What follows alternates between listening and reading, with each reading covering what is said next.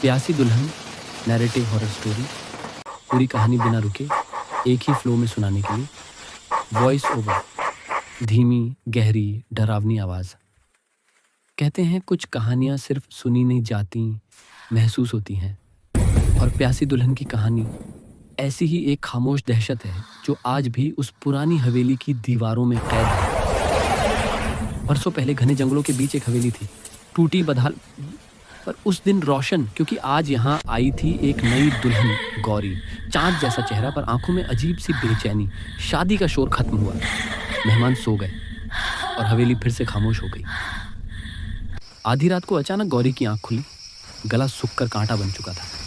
वह पानी की तलाश में कमरे से बाहर निकल पड़ी। तालाब अंधेरा था। सीढ़ियाँ उसके पैरों के नीचे ऐसे चरमराती थी मानो उन्हें सालों बाद किसी ने छुआ हो। आंगन में एक पुराना धूल भरा घड़ा रखा था। गौरी जैसे ही उसके पास पहुंची, घड़ा खुद ब खुद हिलने लगा। उसके हाथ कांप उठे। प्यास ने साहस दे दिया। उसने घड़ा उठाया, पर घड़े से पानी नहीं निकला, बल्कि एक ठंडी फटी हुई आवाज आई। प्यास बुझा। गौरी चीखना चाहती थी, पर आवाज गले में ही फंस गई। उसके हाथ से घड़ा गिरा और अंधेरा उस पर झपट पड़ा। सुबह जब हवेली का दरवाजा खोला गया, बहुत गौरी कहीं नहीं थी। सिर्फ घड़े पर उसके लाल हाथों के निशान और दालान की मिट्टी में दिखाई देती उसके उल्टे पैरों की भयावह छाप।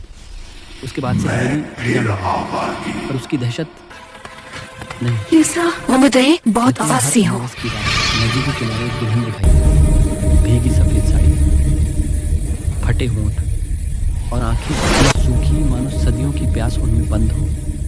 वो गुजरने वालों को धीमी आवाज में पुकारती है, जरा पानी दोगे? बहुत प्यासी हूं।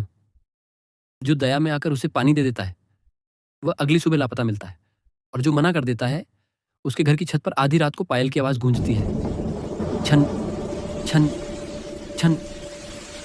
फिर एक ठंडी सांस उसके कान के बिल्कुल पास आकर कहती है, मेरी प्यास अभी बाकी है, मैं फिर आऊंगी। बैकग्राउंड म्यूजिक के साथ स्टोरी दो।